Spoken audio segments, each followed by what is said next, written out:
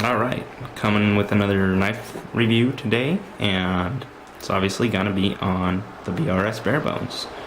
So, not that this knife is brand new, but it's somewhat new, and there's been other reviews on it. I don't really think I'm bringing that much new information about it to the table, but I kind of wanted to do one because I've seen some not so good reviews about it, and I kind of wanted to, set something clear, because if you're a newer flipper, you're just getting in, and you see these bad reviews about this knife,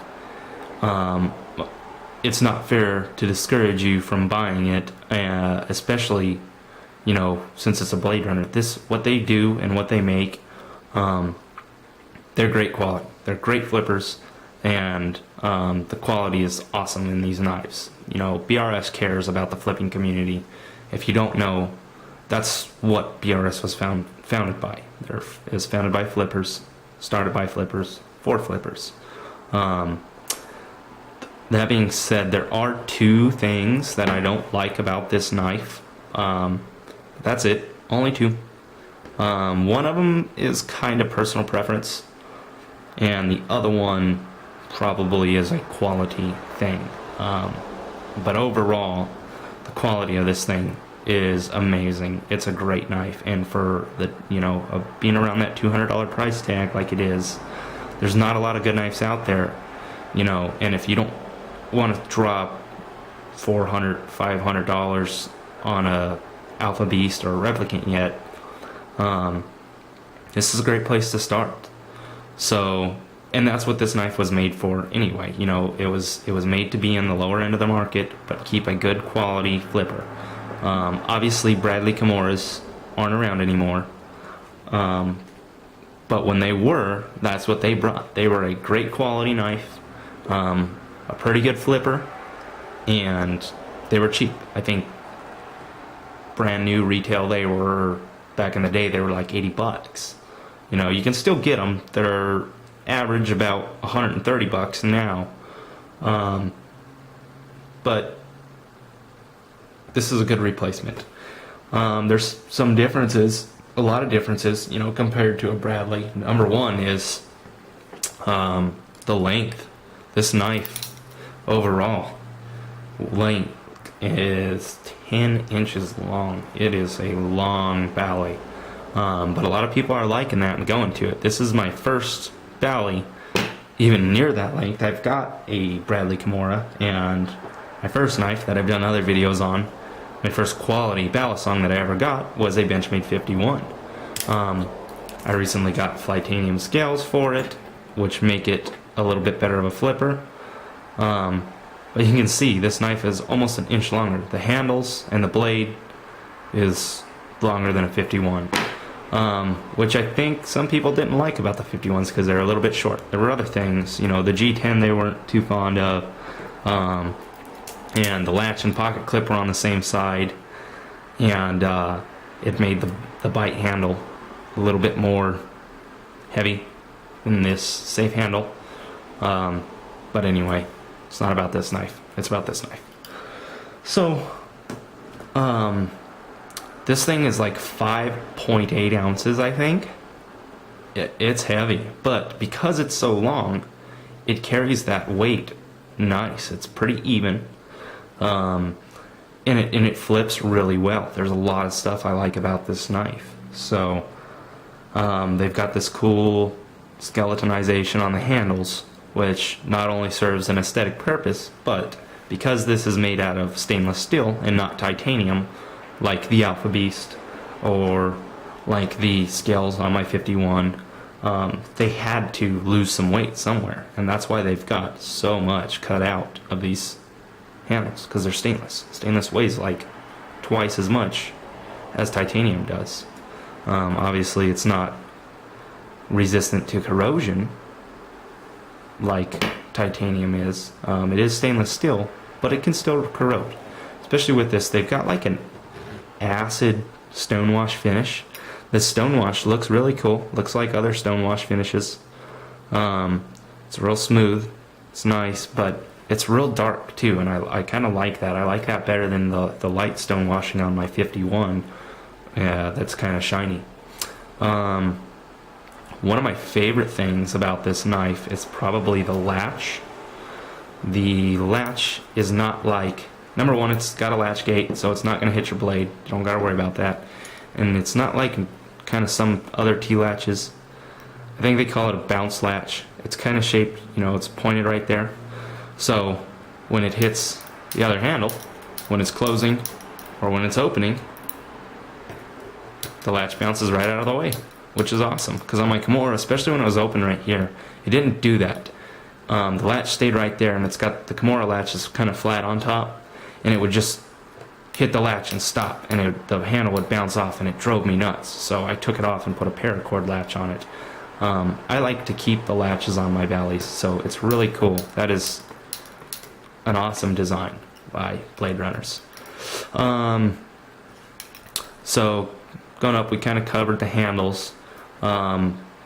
Like I said, I got this knife about like a week ago, and I've been flipping it almost exclusively. And because it's built so well, I haven't had to tighten any screws or anything. I pulled it right out of the box and started flipping it, and it's been dropped, it's been flipped. And the funny thing about this is it's crazy because it's so well built. That's the handle play. I haven't tightened the screws, I haven't Loctited them, nothing. And that's how the handle play is a week after getting this knife, which is awesome. Nothing. That's like almost non-existent, and it's smooth. It's really smooth. I don't know if it's as smooth as my Kimura, but it's really, the action's pretty smooth on it. You know, phosphorus bronze washers. My 51, going back to that real quick, this thing is Loctited, and the handle play, not that it's bad, there's a lot more handle play there than there is even in that knife, and that knife's just pulled right out of the box. So anyway,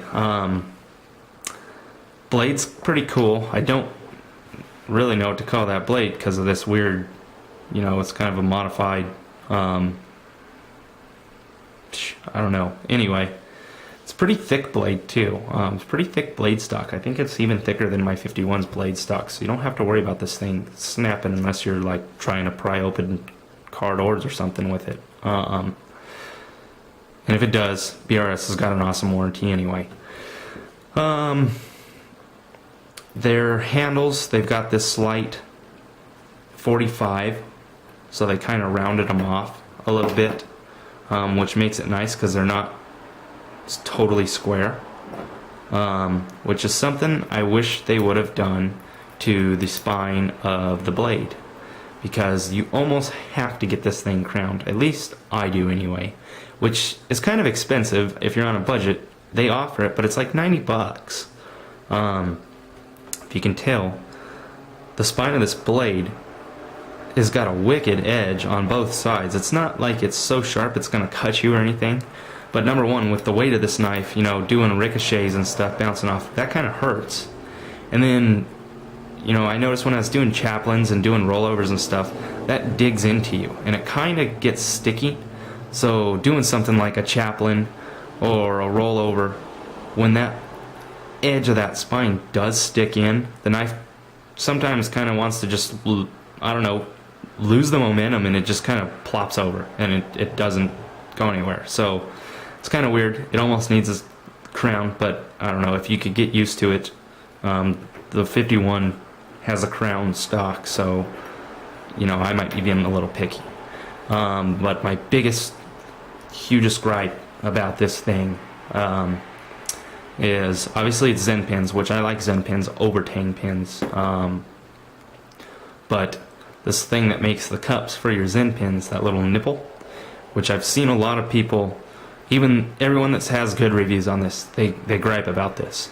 And I was like, they're just being, you know, picky, whatever, and they're not. It is crazy. This thing is very sharp, and it drives me nuts. And I wanted to do this video before I changed it because I wanted to show everyone. It's not only just sharp, but if you can see toward, if I can get some light on it, toward that bottom side right there, there's a little bitty lip sticking off. It's almost like when they cut the rest of the stock off, that part didn't get ground down. And actually, you can, if I run my fingernail across it, it gets stuck right there. That's how much that thing protrudes. So that right there tends to be kind of sharp, and doing rollovers and stuff, you can see it better there. See that? That thing's gnarly. And that hurts. It doesn't cut you, hasn't cut me. I know it's cut other people, but that thing, that little, you know, piece that didn't get cut off, that's almost a quality control issue to me. Especially, you know, even though it's a cheaper knife, it's a cheaper production balisong, $225 on a knife isn't that cheap. And that almost seems like a quality control thing to me, because it's, I mean, there's a lip on that, and I don't know if mine's different, a little bit different from the ones the other people got, but all they had to do was check that, you know, give it a little sanding, whatever. But I could see how that would turn people off of Blade Runner, especially if this was their first knife,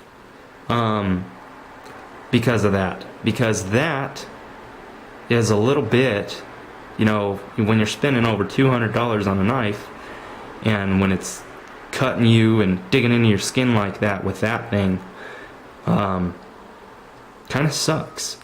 And it would definitely make you, if I didn't know more about Blade Runners, it'd make me question the quality of anything they had, not just the Barebones. But really, they do make good knives, they make good products. I don't know why it is like that. And it does bum me out a little bit that they let that, you know, slip by, and I don't think it's just mine. I think it's all the Barebones have that. But it might be just mine. But I know of other people have griped about that, and other people got cut just on that thing. So anyway, all in all, awesome knife. I love it. Probably my favorite flipper right now. I like it better than my 51, and I don't know about better, but just as much as my Kimura.